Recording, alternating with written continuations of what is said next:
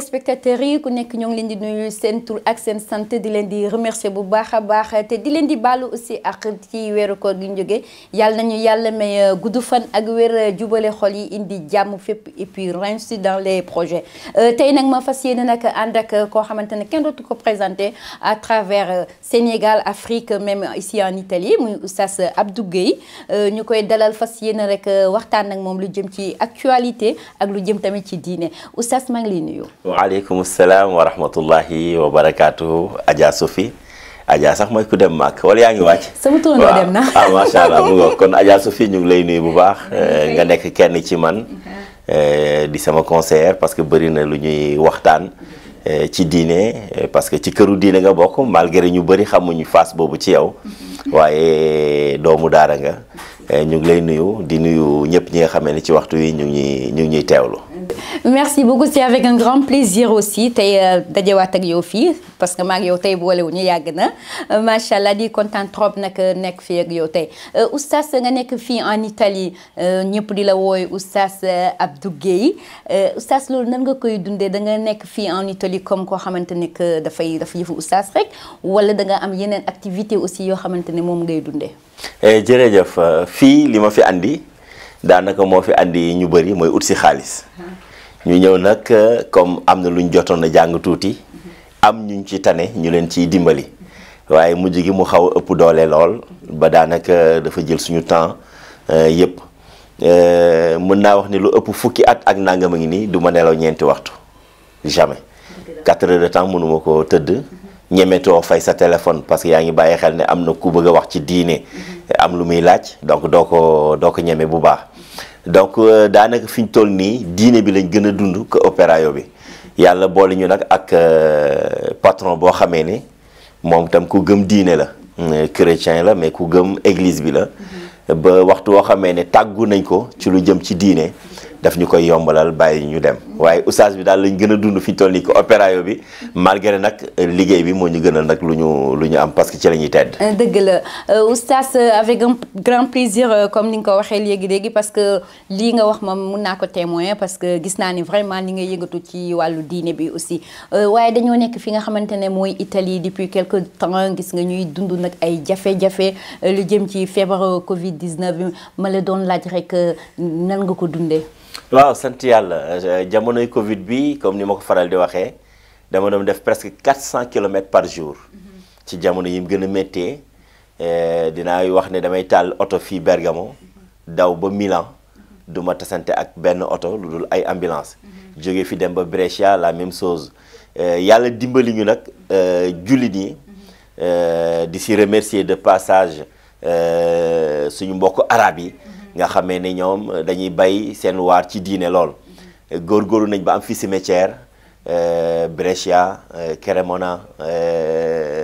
Bergamo bu Bergamo moom c'est spécial parce que góor ñi ak jigéen ñi sax dañ leen di ber donc ci côté boobu daal ñu sant ci yàlla ak Covid bi ba suñ mbokk yi nga xamee ne génn nañ fi àddina ñëpp dañ leen fee mujj a denc ci anam bi nga xam ne moom la lislaam bëgg loolu sant yàlla la ñu dox ci nag jéego yoo xamee ne suñ borom rek moo ñu suturaal sama yaay dama ko daaw woo mu ne ma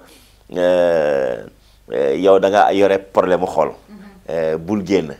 sama docteur ci boppam daf ma tere woon génn mais alhamdulilahi rabbi alamin ku ci warul a des doo ci des loolu lañ gëmoon moo taxoon nañu ne woon nañ taxawu julli di suñ kéemtulaay kattan. dëgg la macha allah loolu rafet na lool oustaz nga nekk tamit nitu diine mais yemoo rek ci lu jëm ci diine bi ndaxte yaa ngi dox tamit ci yoo xamante ne ci actualité ak yeneen xam naa bu si kanamee tuuti tamit dinañ gën a dugg si loolu nga bokk nag ci diine goo xamante ne macha allah muy musulman nga di faral di jàngale di wan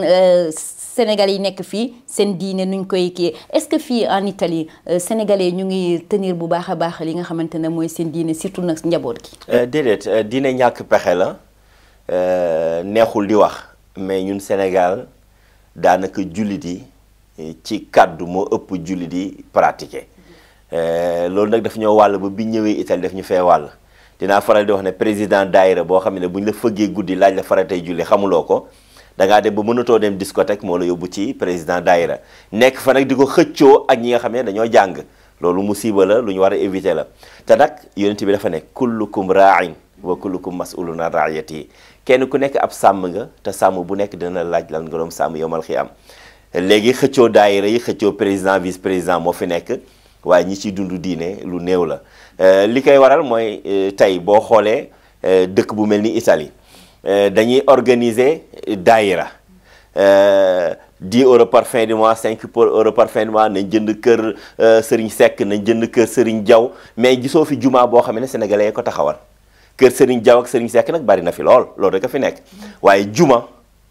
nga xam ne day représenté jullit yëpp amu fi boo xam ne sénégalais yi ko taxawal amu fi bu ñu bëggee julli juma ci naar yi la ñuy dem ba tey c'est-à-dire kon fan la suñu l'islam toll l'islaamu Serigne Diaw la ak Serigne Seck waaye du l'islaamu suñu borom subhanahu wa taala te yàlla dafa waxoon ne wa annal masajida lillahi jàkk yi yàlla moom moo ko moom beneen bi mooy da ngay gis daayira boo xam ne day jëlee 15000 euros di xaar Serigne Seck ma nekk Sénégal ñu paasal ko mu ñëw wax fi ñetti baat yoo xamee ne daanaka fola ak ree ak wax lu dul dëgg parce que da ngay gis koy gàmmu di wax nit ñi di reetaan ngeen conférence di wax nit ñi di reetaan mais li ngay reetaan loolu nit ñi du dëgg ci diine l'islam fen lay tudd te fen dafa xaraam ci ab jullit mais dañ koy neexalee seeni conférence pour am dara te daayira boobu organiser loolu am na koo xamee ne mu ci biir daayira bi ñàkk liggéeyam wala mu ci daayira bi li muy am doy ko duñ jël ci 15000 euros yooyu dimbali ko mais dañuy préférer andi Serigne Dieng Seck ak Serigne Diaw ku nekk réel grand boobu te mën na am 100 euros ya nga fay joxe sa soxna mu ngi ko soxla ci biir kër gi te joxoo ko donc ñun suñ diine l'islam daanaka diine yëre la mais du diine xol. li ëpp ci ñun. waaw ma gis la tamit nga nekk koo xamante ne dangay faral di jàngal ay xale ay doomu sénégalais fii di leen di jàngal seen diine noonu dafa nekk loo xamante ne da ngay liggéey ñu lay fay wala da ngay yëg rek di ko def te yàlla tax ndax social. je le fais gratuitement xale yi sax maa leen di jëndal kaye maa leen di jëndal téere maa leen di jëndal bic dañ koy def te yàlla rek tax parce que man yàlla dafa maa nattu. ci jàng ak jàngale dama koy def par amour bugguma ko ma jox benzina bugguma ko ma ci fay bugguma lépp man naa koy defal sama bopp mais nag mu nekk lu jafe jàngal xale lu jafe parce que parents yi pour def grasse matinée moo tax ñuy andi xale yi mais benn ñoo ci yóbbu seen doom parce que dañoo war a jàng en général xale bi day ñëw kaye bi mu ko tëjee wala téere alxuraan bi mu ko tëjee dimanche moom la ko gëj a tijjiwaat ba dimanche ñëwaat ce qui veut dire que compité yi muy am ci école bi moom gën a fonk que téere alquran bi loolu nag responsabilité parents yi la war nañ ci bàyyi xel maa ngi ciy profité di lancer message à travers ces émissions di la gërëm bu baax di lancer message doomi jullit yi fi nekk jóge Sénégal ne ay jullit ngeen ñëw fii mag jàpp leen ngeen dugal seen doom ci daara yi dellee leen suivre ci biir kër gi parce que xale bu fekkee ne du def ay computéem ci biir kër gi du réviser alxuraanam ci biir kër gi mooy c'est zéro kon nañ ci gën a góorgóorlu yàlla gën ñu ci mën a dimbali. waaw merci beaucoup ci tontu yooyu tey comme que nag émission bi du guddul tellement dañuy laal fii rek laal fii jublu nag tuuti rek ci li nga xamante ne mooy actualité suñuy mbokk yi nekk ne Palestine tey fan yëpp gis nga ñu ngi jàkkoonteel li nga xamante ne vraiment lu doy waar la lu métti nit ñi la mais nan nga gisee loolu tamit ci taxawaayu l'islam. ñàkk fayda l'islam ñi ci ne di koy mbubboo ñàkk fayda lañ def ñàkk fayda mooy dompot sax ci sot la bokk bu benn jullit bu nekk defoon jël lam amas néew dimbalee ko Israël Palestine waxuma ñu jox leen alal waxuma ñu jox leen ay bomb waaye dimbali bi mooy nga jël sa kur sax taxaw ne yow yàlla kat maa ngi lay ñaan loolu ci dimbali la bokk waaye jullit yu ñàkk fayda ñoo fees dell ci àddina bi luy loolu mooy tey da ngay gis pays golfe bi liñ yor ci pétrole liñ yor ci alal liñ yor ci nangam nag li mu bëree genn wàll gi yëpp Israël lañ àndal bàyyi seen mbokk jullit yi te suñ borom subhanahu wa taala dafa waxoon ne dimbalil sa mbokk unsur axaaka zaliman aw mazluman dimbalil sa mbokk jullit bu tooñee ak buñ ko tooñee rawatina ñi dañ leen a tooñ di leen di jaay doole tey dafa jotoon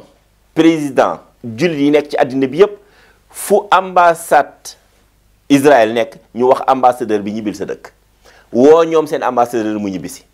parce que kan mënoo nekk presque 1 milliard et quelque ci àddina bi ñu ñuy xoññoral bis bu jot moo tax le président turki bi on le remercie man su ma ko su ma mënoon maa ngi koy fexe pour xool nan laa koy jotee ak lettre pour remercier ko heure bu ñu laalee musulman yi c'est le seul qui parle dafa ñaaw tey le président Macky Sall moom mooy président en exercice de l'OCI li ko waroon mooy mu bind pays jullit yëpp yi bokk biir OCI ne woo leen seen i ambassadeur te ngeen delloo leen seen i yos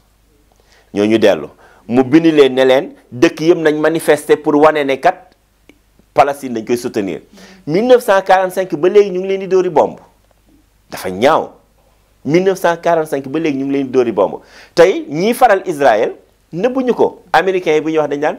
les alliés particuliers d'Israël. France bërki démoo Njaay seen président bi nga xamee ne ñu ngi ñaan yàlla mu alak ko bërki démoo Njaay la taxaw xaw ma démb la taxaw ne bu fi kenn manifester kon ñun jullit yi am nañu droit wax ak suñuy président wax ak suñuy ilimaan ñu jàppale Palestine ci suñuy kéemtulaay kàttan ndax Quds suñu borom subhanahu wa taala moo wax ne ci jullit yi la war a des fa la yonent bi rañaane dem asamaan yonent yëpp fa lañ dajee yonent bi sallallahu alayhi wasallam jiite leen teer boobu jullit yee ko moom bu ñu sànk lillahi wa rasuli jël ay xale ay jigéen di leen rey ba pare le président taxaw man démb dama ko saan sama rongi da doon wadd ab damaa mer ba dem tëddi mu ne pareegul dinañ payer les pots cachés parce que dina leen continuer di bombarder addina bi yëpp taxaw di seetaan ana Makkatal Mukarrama ak seen doole ji ana Koweït kenn moo ciy wax muy le président turc mais c'est grave en tout cas daal ci gàttal mooy julli dee ñàkk fayda bukki bu dabee gaynde ca doxin ba la cela veut dire que aussi comme ni nga ko waxee rek mooy jullit yi ñoom en général dafay mel no jàmm su amee rek ñu ànd mais su problème amee rek ku nekk toog à sa place ñu dem rek fi nga xamante ne mooy Sénégal te ñu fay dund loo xamante ne toujours man sa dafa mel no bi ma juddoo ba loolu laa fi fekk à chaque fois dañuy am ay problème koor woor yi dafa mel ni ñoom ñëpp du ci benn diine bi la nekk yow lan moo waral loolu ñàkk fayda xamul tax ñàkk fayda mooy tey bu màggal jotee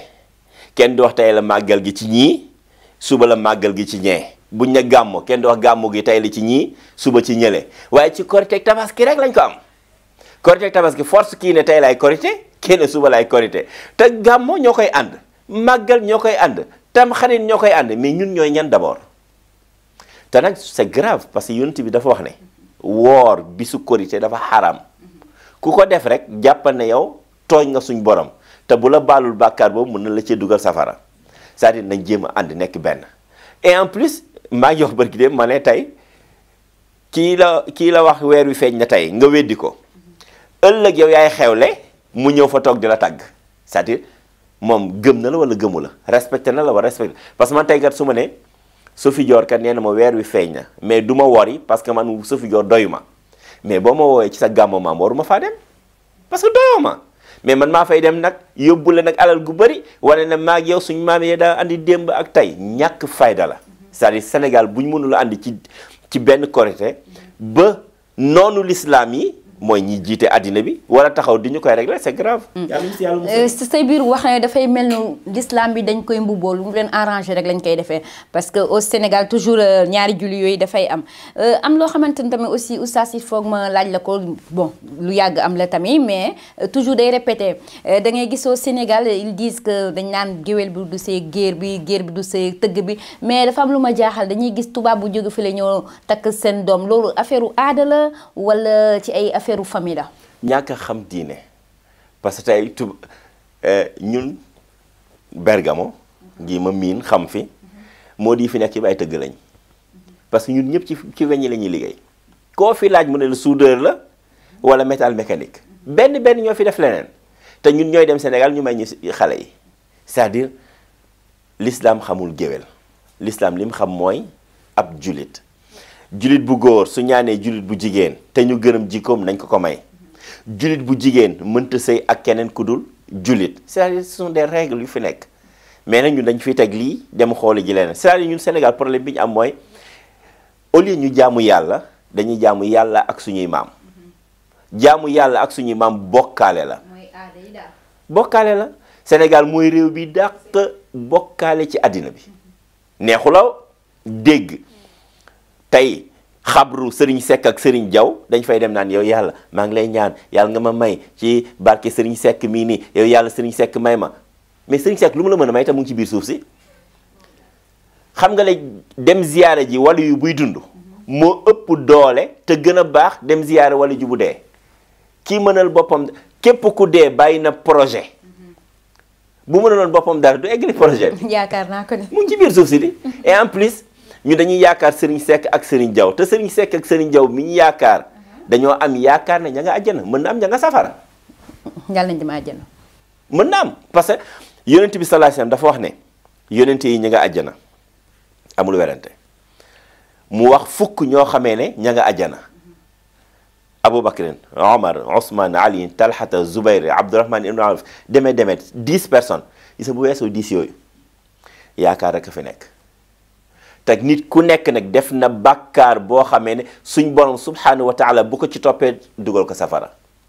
yonent bi dafa ne moom ci boppam bu ko yàlla yërëmul sax dugal ko safara comme yonent bi may wax loolu waxuma keneen. moo tax nga gis bu ñu demee màkk bëgg a taxaw ci xabru yonent bi di bëgg def yenn folie naar yi pousse ñu jàll dem parce que yooyu du fa am xabru te léegi li gën a garaaw nag Sénégal mooy dañuy jël xabru def ko ci biir juma te loolu dafa xaraam ci lislaam. xabru def ko ci biir juma. nit duñ ko suul ci juma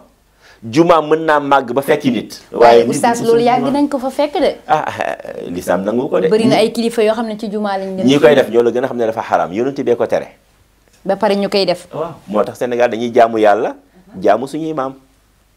loolu mooy suñu problème. kon bokk cela veut dire que ñun fi ñu waroon jaar jaaruñu fa. déedéet dañoo wàcc yoon bi dañu wàcc yoon wi te koo ciy waxal mu ne la pourtant sëriñ diw moo ko wax maa ngi koy nuyu de passage Gaston Mbengue dafa wax benn baat bu am solo daf ma frappé dañ ko invité télévision waa ji na ko làmb dafa xaraam mu ne ko yaakaaru mu ne dafa xaraam. parce que sëriñ diw ak sëriñ diw ci tur yi la jaar ñoom ñoo may woo naan ma jëlal ma sama taalibe sàngam pour mu bëre mu ne bu araamoon ñoom ñoo ma koy wax c'est-à-dire et pourtant laa mu dafa xaraam. ak football je pense. football bu fekkee ne heure julli jot na nit ki demul julli ji day xaraam ci moom. dëgg la waaye merci waxtaan bi rafet na lool li nga wax lépp am na solo lool Oustaz Abdou Guèye mais du tere rek ñu dem tamit ci toujours rek fii ci immigration mu nekk loo xamante ne yow yàgg nga fii tamit ci Italie nan nga gisee taxawaayu sénégalais yi par rapport ak année yi passé parce que immigration dégg nañ ne te gis nañ aussi am na ay jafe-jafe am na ay changements aussi. am naa yaakaar mu gën a changé ci côté bu positif parce que maa ngi nuyu de passage le nouveau consul général Mouhamadou Lamine Diouf nekk nit ku yaatu ubbi ay loxoom tàllal loxo doomi sénégalais yi nekk fii ci nord bi pour ñu ànd dem liggéey lu ko war la parce que immigré la woon comme ñun donc xam na suñuy problème moo tax bi mu ñëwee macha allah bërki démb maa ngi koy wax ne buntu consulat gisatuma ku fay taxaw loolu avancement la ci ñun bu njëkk fa lañ daa gis ay mat la ay nit di fay fanaan te loolu amatu fi loolu kon avancement la immigration dafay yor mu changé suñu soxna yaa ngi fi suñu doom yaa ngi fiy juddoo dañoo war a dem ci côté bu positif mais en général ñun ci négatif rek la ñuy dund imam pakistanais bi nekk fii daf ma jox leçon boo xamee ne bëggoon naa ñu tari ko dafa ne ma ñun pakistanais yi su fekkee ne Sophie Dior dafa bëgg a tijji boutique Cheikh day andi 10 000 euros Makenza andi 10 000 euros ma andi 10 000 euros ñu jox la 30 000 euros yi nga dem tijji ji boutique nànk-nànk chaque fin du mois ngay remboursé. dañuy dimbalante seen biir daal. solidarité ñun ñëpp bu ñu bëggee jënd ci yow lañ jëm. Sénégalais nag day tijji boutique am tey Makenza day tijji boutique di jaay ceeb ak diwlin nettatu ak géej gi ma war a leb dem ca moom ma war a jëndi dem ci chinois bi duñ avancé. loolu mooy ànduñu daal. mooy suñ problème ku lam bi golo la ku jóg rek ñu pàdd mu daanu du noonu na yéenante jàmm te wax naa surtout yéen jigéen ñi fi nekk ànd leen te yéenante jàmm bu du loolu xale yi ñoo leen di toroxal sama doom day nopp sa doom te fekk maag yow jubawuñu maa ngi ko non non doomu Sophie moom non doy na fekk xale bi moom dugg na ba egg fii. problème dafay ñëw il faut nga accepter nañ yéenante jàmm. te commencé xam ne fii lañ dëkk. mës naa la wax ma ne la crise bi passé nii xam nga lu ko andi moo di ñoo fi nekkoon naan ma non man 10 ans ma ñibbi 15 ans ma ñibbi 15 ans yi jot ñibbi woo yàlla jox la crise boo xamee ne doo ñibbi doo dem c'est-à-dire bul ñaan loo gëmul man bu yàlla defee jàmm maa ngi fi ba retraite après retraite sax maa ngi fi. kon yow xalaatoo dellu Sénégal installé wu foofu pour liggéey foofu. lan moo nekk Sénégal xale yaa ngi fa di mbëkk géej gi mënuñoo liggéey politiciens yi am xaalis te man mënuma politique wala làmb boo amee doole te man awma doole bàyyil ma toog fii am sama sutura. yaa ngi naan xale yaa ngi mbëkk géej bi di ñëw mu nekk loo xamante nag aussi ay risque la ñoo xamante ne seen bakkan sa daf ciy des yow ban conseil ngay jox jeunes yooyu c'est vrai que dañoo bëgg a liggéey amuñu moo tax ñuy ñëw ba fii yow lan nga leen di conseiller. am naa ci doom ju nekk fii koo xamee ne presque dafa ma def baayam mu nekk ku baax moom waajuram dafa gaañu. bu jigéen way juróom bu góor gaañu desewul kenn amul liggéey mbëkk géej gi daf koy gën a yomb moom nee na ma man bi may ñëw fi dund ak dee laa yemale vraiment alhamdulilahi rabbi alamin am na kayitam mu ngi liggéey mu ngi ci jàmm xale yi dañoo seen espoir moo jeex ci ñenn ñi ci ñeneen ñi nag dañoo ñàkk fayda parce que da ngay nekk Sénégal wala dem jaay ji mbuus soo fi man jaay naa mbuus ñaar dërëm école day tëj wallahi alazim ma dem ci marché bi jënd sama paquetu mbuus 300 francs wër di si fëgg jaay bi ak marché poisson ak marché yàpp bi nekk biir marché Thiaroye di jaay mbuus ñaar dërëm man année yi ma mujjee jàng yëpp maa jënd sama bopp fourniture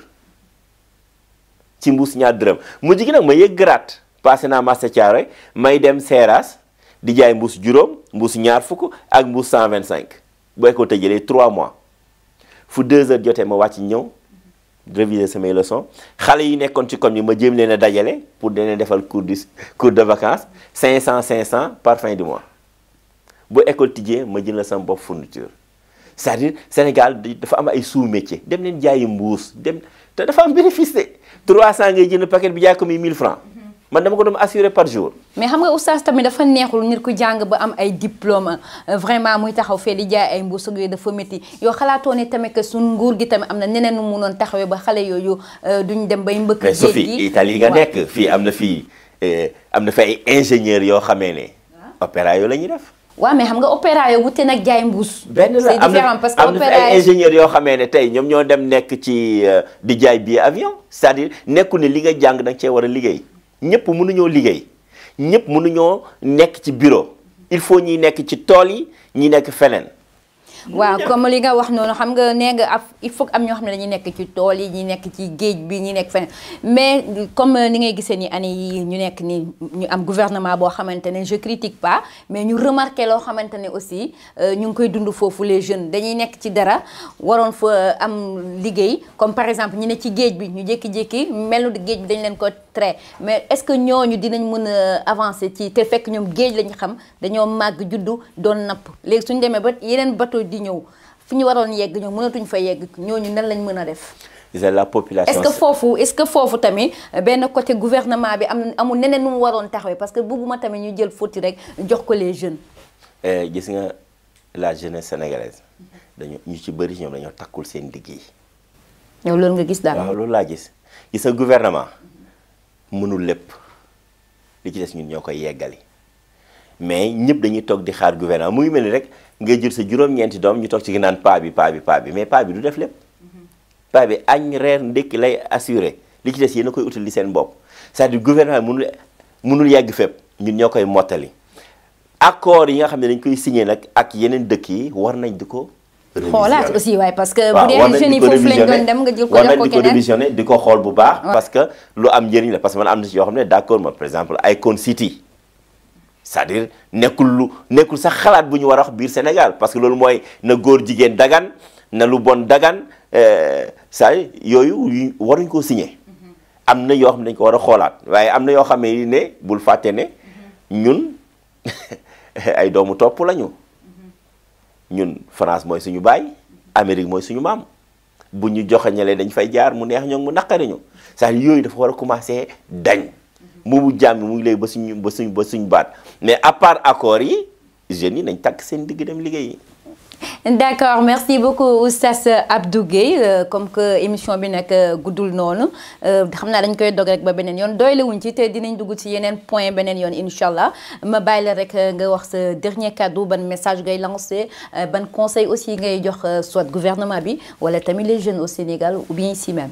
gouvernement bi conseil bi ma leen di jox mooy nañ bàyyi xel ne yawmal xiyaam le président de la république bala moo jéggi siraat dina taxaw benn sénégalais bu ne mu layoo ko ak moom durant bi mu nekk président